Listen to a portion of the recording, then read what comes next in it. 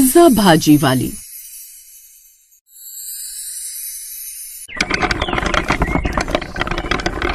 किसी shopping mall के बाहर एक बुजुर्ग इंसान पाव भाजी बेचता था। दिन भर उसके पास बड़ी मुश्किल से 10-15 लोग ही पाव भाजी खाने आते थे।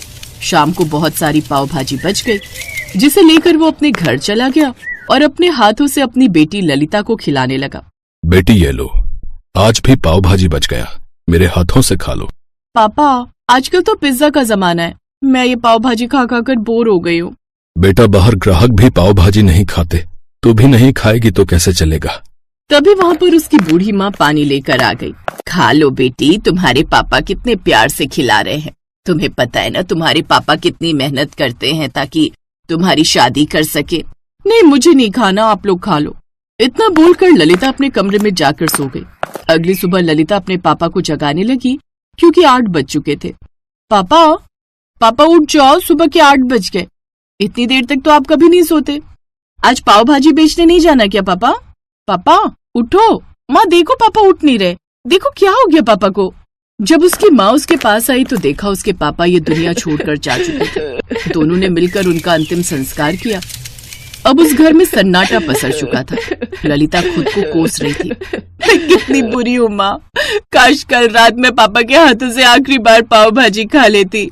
बेटी, अब पछताने से क्या होगा, अब तो हमें ये सोचना है कि हमारी जिंदगी कैसे कटेगी। मैं दूसरों के घर जाकर बर्तन मांजूंगी। नहीं माँ, जवान बेटी के होते हुए आपको दूसरों के घरों में बर्तन मांजने की जरूरत नहीं है। पापा की जगह मैं पाव भाजी बेचूंगी। उसी दिन से ललिता उसी फुटपाथ पर ठेला लगाकर पाव भाजी बेचने लगी।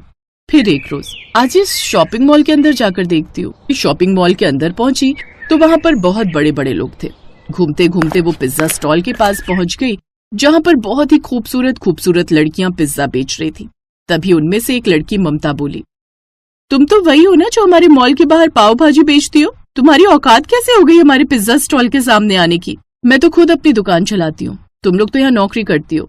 अरे जितना तू कमाती है ना उससे 3 गुना ज्यादा हमारे यहाँ पर सैलरी है, चल भाग यहाँ से। ललिता अपनी आंखों में आंसू लिए घर वापस आ गई। दोनों माँ बेटी पाव भाजी खाकर सो गई। तो अब वो हर दिन उसी मॉल के सामने फुटपाथ पर पाव भाजी बेचा करती थी, पर उसके पास बहुत ही कम ग्राहक आया करते थे।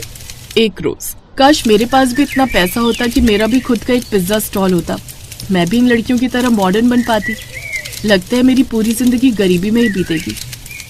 तो इस तरह किसी तरह वो पाव भाजी बेचकर अपनी जिंदगी काट रही थी। फिर एक रोज कुछ लड़के उसके ठेले पर आए और बोले, अरे आप सुबह से लेकर शाम तक यहाँ पर पाव भाजी बेचती रहती हो, पर आपका पाव भाजी खाने तो कोई आता नहीं। आजकल पिज्जा का जमाना है, तुम्हारा पाव भाजी सिर्फ गरीब लोग ही खा सकते हैं, और इस एरिया में गरीब तो बहुत कम आते हैं। ऐसा करो, पिज्जा बेचना शुरू कर दो, फिर हम लोग भी आया करेंगे। इतना बोलकर वो लड़के वहाँ से चले गए। अब ललिता मन ही मन सोचने लगी, वैसे लड़का कह तो सही रहा था, लेकिन पिज्जा बनाने में तो बहुत पैसा लगता है, मुझे तो कोई उधार भी नहीं देगा, लेकिन कुछ न कुछ तो मुझे करना ही पड़ेगा। अगले दिन वो पाव की जगह चौकोर आकार के बड़े बड़े ब्रेड ले आई। उस ब्रेड को उसने गैस पर रोस्ट कर लिया, फिर उसके ऊपर भाजी रख दी।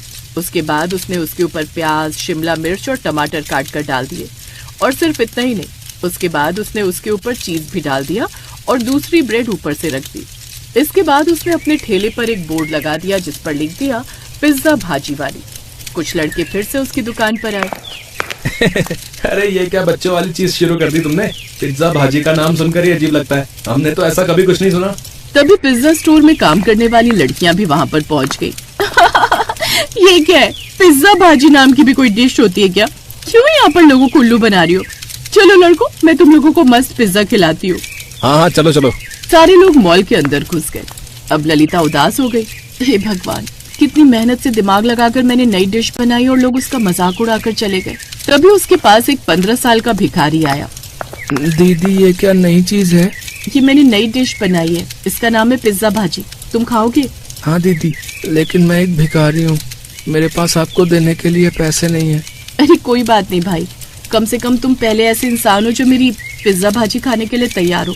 ये लो और खाकर बताओ कैसा लगा। उस भिखारी ने जैसे ही पिज्जा भाजी खाया वैसे ही जोर जोर से उछलने लगा। क्या बात है दीदी, ये तो बहुत स्वादिष्ट है। मुझे बहुत सारे लोगों ने पिज्जा खिलाया है, लेकिन इसका स्वाद तो पिज्जा से भी कई गुना ज्यादा अच्छा है। मैं पूरी मार्केट में लोगों को चिल्ला चिल्ला कर बता दूंगा, सुनो मोहल्ले वालों, मार्केट में नई चीज आई है, पिज्जा भाजी। पिज्जा भाजी वाली दीदी के पास जाओ और नया स्वाद पाओ। यही चिल्ला चिल्ला कर वो पूरी मार्केट में दौड़ने लगा। वो बिल्कुल पागलों की तरह पिज्जा भाजी का प्रचार करने लगा। लोगों का ध्यान उसकी तरफ खींचा और बहुत सारे लोग ललिता के ठेले पर आ गए। जब उन्होंने बोर्ड पर उस डिश का नाम पढ़ा था, अरे बेटी, ये पिज्जा भाजी क्या है? ये तो हमने पहली बार सुना है, जरा हमें भी खिलाओ। हाँ बेटी, मुझे भी खिलाओ। वो भिखारी तो तुम्हारा पिज्जा भाजी खाकर बिल्कुल पागल ही हो गया। हम भी तो देखें कैसा स्वाद है इसका। जी बिल्कुल, अभी खिलाती हूँ। फिर आप लोग सच सच बताना कि आपको इसका स्वाद कैसा लगा। और हाँ, इसका रेट सिर्फ 20 रुपए है। ललिता ने उन लोगों को भी पिज्जा भाजी खिलाया। क्या बात है बेटी, ये तो बिल्कुल नई चीज बना दी तुमने। 20 रुपए में ऐसा स्वाद पूरी दुनिया में कहीं नहीं मिलेगा। मुझे 10 पिज्जा भाजी पैक कर दो, मैं अपने बच्चों को खिलाऊंगी, उन्हें बहुत अच्छा लगेगा। आप बिल्कुल सही कह रही हो बहन जी, इसका स्वाद तो सबसे अलग और सबसे जुदा है। मुझे भी 20 पिज्जा भाजी पैक कर देना प्लीज। उस दिन के बाद उसका पिज्जा भाजी खूब बिकने लगा। अब सारे लड़के लड़कियों ने मॉल के अंदर जाकर पिज्जा खाना बंद कर दिया था और ललिता का पिज्जा भाजी खाने लगे थे, क्योंकि वो सस्ता भी पड़ता था। पिज्जा स्टोर का मालिक इस बात से बहुत नाराज हुआ। इस लड़की ने तो मेरे पिज्जा स्टोर को टक्कर दे दी। इसने मेरा सारा धंधा ही चौपट कर दिया। इसका ठेला यहाँ से हटवाना पड़ेगा। उसने पुलिस को फोन करके ललिता का ठेला हटवाने को बोल दिया। अगले दिन पुलिस उसके ठेले के पास पहुंच गई। देखो, ये जगह सरकारी है, यहाँ पर तुम अपना ठेला नहीं लगा सकती। लेकिन सर, मेरे पापा पिछले 30 सालों से यहीं पर अपना ठेला लगाते थे। देखो, चुपचाप अपना ठेला हटाओ, वरना अगर हमने जबरदस्ती की तो लोग कहेंगे कि गरीबों को सताती है पुलिस। बेचारी ललिता वहाँ से जाने लगी। ये सब होते हुए मॉल का मालिक देख रहा था। इस लड़की का पिज्जा भाजी काफी फेमस हो गया है, क्यों ना मैं इसका फायदा उठाऊं। इसी बहाने बेचारी की लाइफ भी सेट हो जाएगी। जब ललिता रोती हुई काफी दूर निकल गई, तब मॉल का मालिक उसके पास पहुंचा। अरे बेटी रुको, ये तो बिल्कुल नया कंटेंट निकाल दिया तुमने। चारों तरफ इसकी चर्चा है, जरा मैं भी तो खाकर देखूं कि ये कैसा लगता है। सर, आप तो इतने बड़े मॉल के मालिक हैं, आप सच में मेरा पिज्जा भाजी खाएंगे? ये लीजिए। उसने पिज्जा भाजी खाया जो उसे बहुत पसंद आया।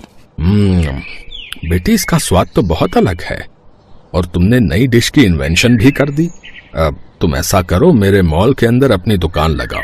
लेकिन सर, मेरे पास इतने पैसे नहीं है कि मैं मॉल के अंदर अपना स्टोर खोल सकूं।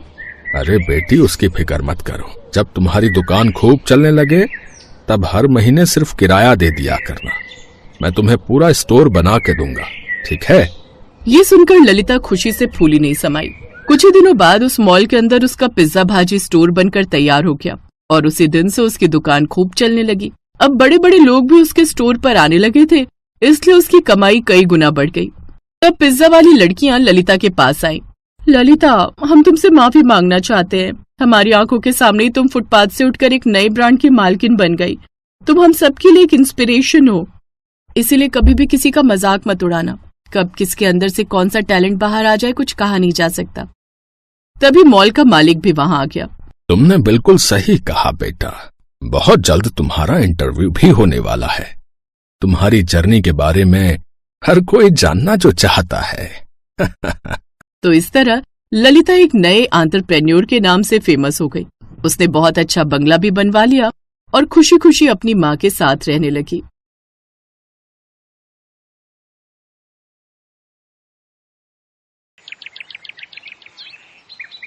शहर के भीड़ भाड़ वाली बाजार में एक छोटी सी ठेली थी, जहां हर शाम एक महिला पानी पूरी बेचने आती थी। उसका नाम था सीमा।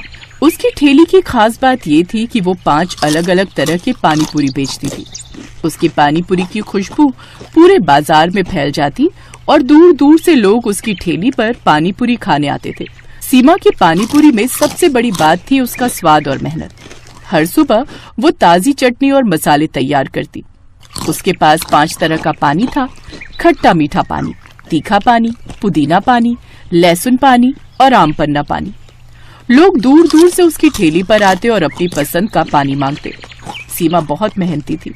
वो दिन भर खूब मेहनत करती थी। उसकी जिंदगी आसान नहीं थी। उसका पति बीमारी के कारण काम नहीं कर पाता था, इसलिए घर की और बच्चों की पूरी जिम्मेदारी अकेले सीमा ही संभालती थी। सीमा जिस जगह पर अपनी पानीपुरी का ठेला लगाती थी उसके सामने एक बड़ी किराने की दुकान थी जिसे रमेश नाम का एक बदमाश आदमी चलाता था। रमेश सुमन से बहुत चिढ़ता था और अक्सर ही उसे किसी न किसी बहाने बुरा भला बोलता रहता था। इसका सबसे बड़ा कारण था सुमन की ठेली पर ग्राहकों की भीड़ लगना। ओ सुमन, मैंने तुझे कितनी बार बोला कि मेरी दुकान के पास से अपने ग्राहकों के साइकिल स्कूटर खड़े मत होने दिया कर। किसी दिन तेरी शिकायत पुलिस को कर दी तो तू ठेली लगाने लायक नहीं रह जाएगी। भैया जी, वो सफेद स्कूटी आपकी है, जरा हटा लो। ये दुकानदार ऐसे ही है, बेकार में बात बढ़ा देगा। अरे भाई, इतना भड़क क्यों रहे हो? 2 मिनट खड़ी तो की है। ये बड़ी अच्छी बात हुई। पानी पूरी तुम उसके ठेले पर खाओ और अपनी स्कूटी यहाँ मेरी दुकान के आगे रखो। हाँ, अरे हटाओ अपनी स्कूटी भाई, यहाँ से मुझे दुकान में जाने का रास्ता बनाना है। रमेश को अक्सर ऐसे ही सीमा से जलन होती थी क्योंकि उसकी दुकान पर जितनी भीड़ नहीं जुटती थी उससे ज्यादा लोग सीमा की ठेली पर 5 तरह की पानीपुरी खाने के लिए जमा रहते थे। रमेश की साली कविता गांव से शहर आई हुई थी। कविता की आदत थी कि जहां भी फायदा नजर आए वो तुरंत उसमें कूद पड़ती। एक दिन वो अपनी बहन के साथ घूमते हुए रमेश की दुकान पर आई। क्या बात है जीजा जी, इतना गुस्साए हुए क्यों हो? अरे कविता, सुधा, तुम दोनों आज दुकान पर? कुछ नहीं, बस ऐसे ही। सुधा का मन हो रहा था बाजार घूमने का तो बस सोचा दुकान पर भी आ जाए। चलो ना दीदी, वो सामने ठेले से पानीपुरी खाते। उस ठेले पर 5 तरह की पानीपुरी है। कोई जरूरत नहीं है उसके ठेले से कुछ खाने की। सामने दुकान से समोसे ला देता हूँ, वो खा लो। पर आप उस ठेले से पानीपुरी क्यों नहीं खाने दे रहे जीजा जी? आखिर ऐसी क्या बात है? क्या उसके पानीपुरी खराब होते हैं? नहीं, बस ऐसे। मुझे उसके ठेले पर बढ़ती हुई भीड़ पसंद नहीं है। उसके ठेले की वजह से मेरी दुकान के बाहर भी जगह नहीं बचती। इसी वजह से मैं उससे बात करना पसंद नहीं करता। बेकार से पानीपुरी खिलाकर इतने पैसे कमा रही है ये। वैसे जीजा जी, ये पानीपुरी का धंधा बढ़िया बहुत है। अच्छे खासे पैसे कमा लेती हो कि ये पानीपुरी वाली। और क्या, मैं तो इनको भी कई बार कहती हूँ कि तुम भी इसी तरह का कोई काम खोल लो। पता नहीं, ये दुकान पर बैठते हैं, यहाँ तो कोई कमाई ही नहीं होती। इससे ज्यादा तो वो सुमन पानीपुरी वाली कमा रही है। अरे तो मेरे कोई 10 हाथ और 10 पैर तो नहीं है जो मैं एक साथ इतना काम संभाल सकूं। तुझे घर के कामों से फुर्सत नहीं है। इन सब कामों के लिए एक आदमी की जरूरत होती है जो सारा दिन ड्यूटी दे। जीजा जी, अगर मैं पानीपुरी का ठेला लगा लूं, इतना तो कह सकती हूँ कि भीड़ तो मैं ऐसे ही ले आऊंगी। ये 5 तरह की पानीपुरी का ठेला जो लगा रही है, मैं इससे बढ़िया पानीपुरी तैयार कर दूंगी। पर पैसा तुम्हें लगाना होगा जीजा जी। हाँ हाँ, क्यों नहीं, मैं तो पैसा लगा सकता हूँ। और मेरे तो दिल को ठंडक भी मिलेगी जब कोई इसको टक्कर देने वाला आएगा। मैं कल ही तुझे पानीपुरी का ठेला लगवा देता हूँ। पर तुझे पानीपुरी बनानी आती है ना? हाँ हाँ जीजा जी, बहुत बढ़िया पानीपुरी बनानी आती है। मैं गाँव में कभी कभी घर पर बना लिया करती थी। सब उंगलियां चाटते रह जाते थे। कविता की बात सुनकर रमेश के मन में लालच आ जाता है। उसके मन में तो वैसे भी सुमन के लिए ईर्ष्या थी। अब कविता का साथ मिलने से उसके मन में योजना भी आ गई। अगले 2 से 3 दिन में रमेश ने कविता को दुकान के बिल्कुल बराबर में 5 तरह की पानीपुरी का ठेला तैयार करके लगवा दिया। ठेला देखने में बहुत सुंदर था, शीशे वगैरह लगे हुए थे। ठेला लोगों को अपनी ओर आकर्षित कर रहा था क्योंकि ठेला देखने में सुंदर होने के साथ साथ पानीपुरी के रेट भी बहुत कम थे और कविता लोगों को आवाज लगाकर सस्ते पानीपुरी के लिए लालच दे रही थी। 10 रुपए में 5 तरह के स्वाद वाली पानीपुरी, इतनी सस्ती कभी नहीं खाई होगी। आइए आइए, 10 रुपए में 5 तरह की पानीपुरी खाइए। आज ग्राहक क्यों नहीं आ रहे? अरे, ये सामने पानीपुरी का ठेला किसका है? रमेश ने अपनी साली को मेरे जैसा ही पानीपुरी का ठेला क्यों लगा कर दिया? किसी और चीज का भी तो लगा सकता था। कहीं न कहीं इसकी वजह से मेरे ग्राहक बहुत कम हो गए। अब रमेश की साली कविता की बिक्री बढ़ गई और सुमन की बिक्री पर असर आ गया। पता नहीं कविता की पानीपुरी में वो स्वाद भी नहीं था जो सुमन की पानीपुरी में था। फिर भी लोग कविता के ठेले से ही पानीपुरी खाते थे। सुमन ने अब रमेश की दुकान के सामने ठेला लगाना बंद कर दिया। अब वो दुकान से दूर बाजार में ठेला लगाने लगी। हालांकि उसे जगह के पैसे देने पड़ते थे, पर कहीं न कहीं उसे ये सुकून था कि उसे रमेश जैसे इंसान से मुंह नहीं लगना पड़ रहा था। कहते हैं, इंसान की बेईमानी की सजा उसे एक न एक दिन मिल ही जाती है। ऐसा कविता और रमेश के साथ हुआ। कमाई अच्छी होने से रमेश के मन में लालच आने लगा। अब उसने सस्ते में पानीपुरी बनाने के बारे में सोचा। अरे जीजा जी, पानीपुरी बनाने के लिए ये तुम पुराने मसाले क्यों दे रहे हो? इस सूजी और आटे में तो कीड़े चल रहे हैं। अरे कविता, मेरी प्यारी साली, ये सब हम जैसे बेईमान पानीपुरी वालों की ट्रिक होती है। हम वो नहीं है जो महंगा सामान लाकर घाटे में कमाई करें। मेरे से कुछ पानीपुरी वाले यही सूजी और यही आटा और बिल्कुल यही मसाले लेकर जाते हैं और आराम से उनकी पानीपुरी बिकती है। अभी तक तो उन्हें कोई शिकायत नहीं आई। इसीलिए अब हमने भी यही आइडिया अपनाया है। सस्ते घटिया मसाले और आटे से बढ़िया पानीपुरी तैयार करनी है। इसमें हमारा मुनाफा है। वैसे भी ये सब मेरे लिए बेकार है। मैं तो फेंकने ही वाला था, तो सोचा क्यों ना तेरे पानीपुरी के ठेले के लिए इस्तेमाल कर लूं। समझ में आई अब? जीजा जी, कुछ भी कहो, तुम हो बहुत चालाक। रमेश और कविता दोनों ने मिलकर घोटाला शुरू कर दिया और फिर किसी ने खबर कर दी और फूड इंस्पेक्टर उनकी चेकिंग के लिए आ गए। हमेशा के लिए कविता का पानी पूरी ठेला सील कर दिया गया। उधर सुमन पहले की तरह ही साफ सुथरे तरीके से पूरी मेहनत के साथ वैसे ही बाजार में अपना पानी पूरी का ठेला चला रही थी। मैंने कहा था जीजाजी मिलावट मत करो, पर तुमने मेरी नहीं सुनी। देखो वो 5 तरह की पानी पूरी वाली आज भी अपना ठेला इतने आराम से चला रही है। तो नुकसान तो मेरा भी हुआ है। तेरी वजह से मुझे कितना जुर्माना भरना पड़ा है। ना ही तुझे मैं ठेला लगाने देता और ना मेरे मन में लालच आता। मेरे भी काम पर असर पड़ा है। सुनिए, वो 5 तरह की पानी पूरी वाली सुमन का जो ठेला लगा है वहाँ पानी पूरी खाते हुए चलेंगे। बड़े स्वाद पानी पूरी बनाती है। सुमन की तारीफ सुनकर रमेश और कविता दोनों का मुंह लटक जाता है। कहते हैं बेईमान इंसान कभी भी सफलता की ओर नहीं जा पाता और जो ईमानदार होते हैं वो हमेशा सफलता के रास्ते पर बढ़ते रहते हैं।